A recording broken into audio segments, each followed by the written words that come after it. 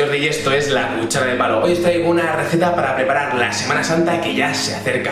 Como sabéis, en Semana Santa hay principalmente dos ingredientes estrellas. Son el pescado y los vegetales. Los vamos a hacer confluir en la receta que hoy os traigo. Y hoy os traigo nada más ni nada menos que un espectacular potaje de Semana Santa. Uno de los platos más icónicos y más tradicionales de la cocina española.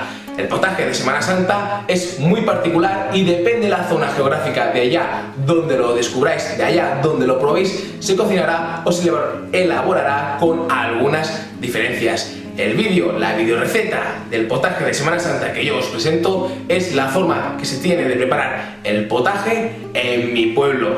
Que ya veréis que la particularidad principal es que haremos de la misma base del potaje dos potajes distintos. Haremos con dos ollas, dos elaboraciones que partirán de la misma base. Veréis que no hay ninguna dificultad, no es un plato difícil, es un plato largo de elaborar, pero es muy fácil, así que no perdamos más tiempo, apuntar bien los ingredientes que empezamos la receta. Los ingredientes son, para los potajes, 250 gramos de garbanzos, 400 gramos de bacalao fino, 500 gramos de espinacas, 2 kilos de cebollas, 4 hojas de laurel, una docena de huevos, medio puerro, una zanahoria, un tronco de apio pequeño, media chiribía, medio nabo, colorante alimentario, aceite de oliva y sal. Para las croquetas del potaje, 400 gramos de pan rallado, agua, la que acepte la masa, 2 huevos, colorante alimentario, ajo al gusto, perejil al gusto, aceite de oliva y sal. La receta la vamos a empezar poniendo en remojo los 250 gramos de garbanzos. Los vamos a tener así en remojo al menos unas 24 horas. Pasadas las 24 horas podemos empezar a preparar todos los ingredientes para el potaje de Semana Santa o los potajes. Empezamos, como veis, cortando en juliana los 2 kilos de cebollas. Una vez cortadas las ponemos en un bol y las reservamos unos minutos. Ahora cogemos los 400 gramos de bacalao con el corte fino. Este es el potaje de pobres, o al menos la cocina es la de los pobres. Por tanto, el corte del bacalao, para ser fiel a la receta de mi pueblo, debe ser este. El paso es muy simple. Procedemos a enharinar todos los trozos de bacalao, pero sin pasarnos. No deben estar recubiertos de harina, por eso ni los mojaremos en agua antes ni los bañaremos en huevo. Así es como se nos debe quedar el bacalao con la harina. Este es el aspecto que buscamos. Ahora ponemos una olla grande y honda al fuego y agregamos aceite. El aceite debe cubrir toda la superficie sobradamente, pero sin hacer una piscina, tal como veis en las imágenes. En esta olla con aceite procederemos a freír el bacalao. E importante, la piel del bacalao cuando empecemos a freír la ponemos hacia arriba, que no entre en contacto con el aceite. Pasados unos minutos le damos la vuelta al bacalao y empezamos a dorar la parte de la piel como veis en las imágenes. Cuando el bacalao esté completamente frito, que adquiere este color dorado, lo retiramos y lo reservamos como veis en las imágenes. Este bacalao lo vamos a usar como base para los dos potajes, así que luego habrá que repartirlo. Ahora volvemos a la olla donde habíamos frito el bacalao, con el mismo aceite, pero añadiendo un poco más, como veis. Ahora sí que haremos un poco más de piscina, pero tampoco sin pasarnos. La cantidad que os muestro en las imágenes debe ser vuestra referencia. En este aceite vamos a proceder a freír los 2 kilos de cebolla que hemos cortado en juliana. Esta cebolla la debemos salar bien, como veis en las imágenes. Es muy importante que no os olvidéis de salar la cebolla. Ahora mismo la cebolla ocupa mucho volumen, pero no os preocupéis. ¿Veis lo que muestro ahora? Esto es el agua que va a dejar la cebolla. La cebolla irá dejando el agua progresivamente y por tanto irá perdiendo volumen. ¿Veis? Aquí ya tenemos la cebolla cocinada a la perfección, ha alcanzado un color dorado y podéis comprobar claramente cómo ha rebajado su volumen considerablemente. Ahora esta cebolla la separamos. Agregamos la mitad de la cebolla en una olla donde tenemos la mitad del bacalao frito, como veis. La otra mitad del bacalao frito y de la cebolla lo reservamos para más adelante. Continuamos la receta. Ahora preparamos una olla con agua e introducimos una docena de huevos. Como veis, agregamos un chorro de vinagre al agua. Eso hará que cuando se rompan por el hervor no salga el huevo por la olla. Continuamos con el potaje. En una de las ollas donde tenemos la mitad del bacalao y la mitad de la cebolla, hemos agregado agua hasta llegar a la mitad de la olla, tal como veis en las imágenes. Esta olla la tenemos con el fuego en marcha. Aquí vamos a cocer más adelante los garbanzos. A esta olla le vamos a agregar colorante alimentario. Este paso es opcional, pero el colorante le dará ese color amarillo típico de los potajes. Pero no da sabor, es simplemente un ingrediente estético, por tanto es opcional. Ahora procedemos a agregar 2 hojas de laurel, como veis en las imágenes. Ahora con una red de cocina introducimos las zanahorias, el puerro, el apio, el nabo y las chiribias y dejamos que se vayan cocinando. Estos ingredientes le van a aportar un sabor increíble al potaje. Esperamos a que el agua arranque a hervir, así que tapamos la olla. Cuando el agua arranque a hervir, agregamos los garbanzos debidamente lavados que teníamos en remojo. Los garbanzos tardan mucho en hacerse, mínimo 1 hora de cocción al fuego a medio bajo, así que tapamos la olla y vamos a hacer otras elaboraciones. El agua de los huevos ya está hirviendo, así que deberán estar solo 10 minutos al fuego. Cuando pasen 10 minutos los retiramos y los ponemos en agua fría para detener la cocción. Ahora vamos a elaborar las croquetas de pan que acompañan este potaje. Este ingrediente es una de las particularidades del potaje de mi pueblo. Procedemos a cortar de manera muy fina ajo al gusto. Yo he picado unos 3 dientes de ajo. Lo más importante es que lo piquéis muy bien y muy fino, así como os muestro en las imágenes, prácticamente microscópico. Procedemos a hacer lo mismo con el perejil. El perejil debe ser al gusto.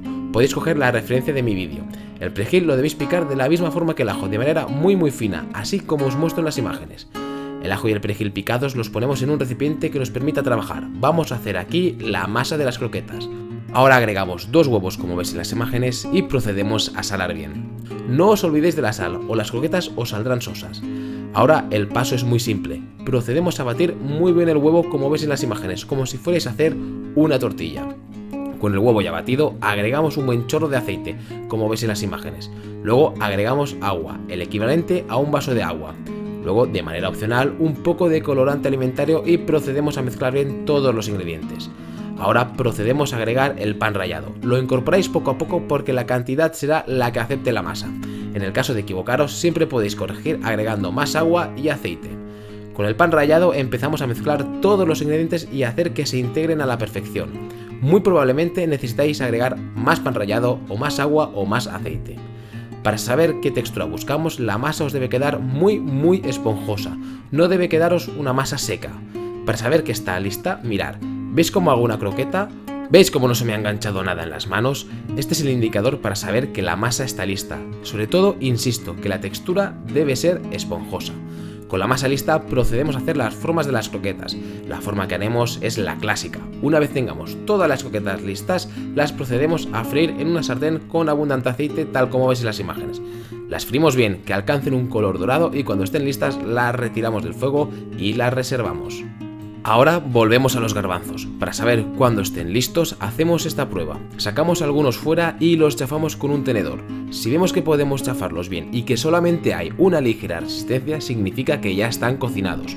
Ahora en la olla de garbanzos procedemos a incorporar los 500 gramos de espinacas tal como veis en las imágenes y simplemente deben estar unos 10 minutos de cocción, así que tapamos la olla y dejamos que se cocinen a un fuego medio bajo.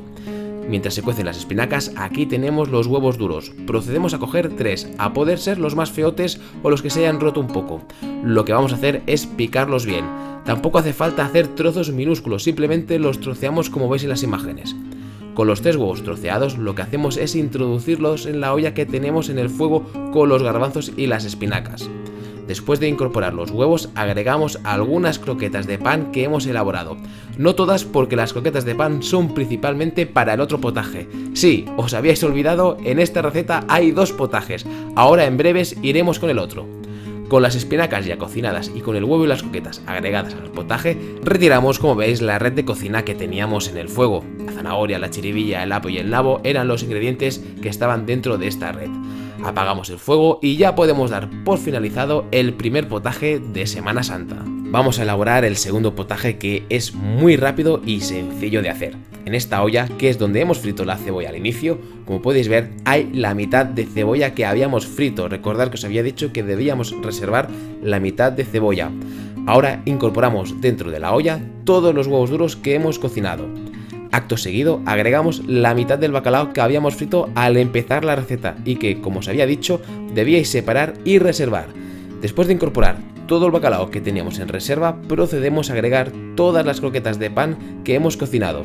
Este potaje no contiene garbanzos, sobre todo está compuesto por el huevo duro y las croquetas. Agregamos también 2 hojas de laurel para darle un toque fundamental a nuestro potaje. Ahora agregamos agua hasta casi llegar al borde como veis en las imágenes.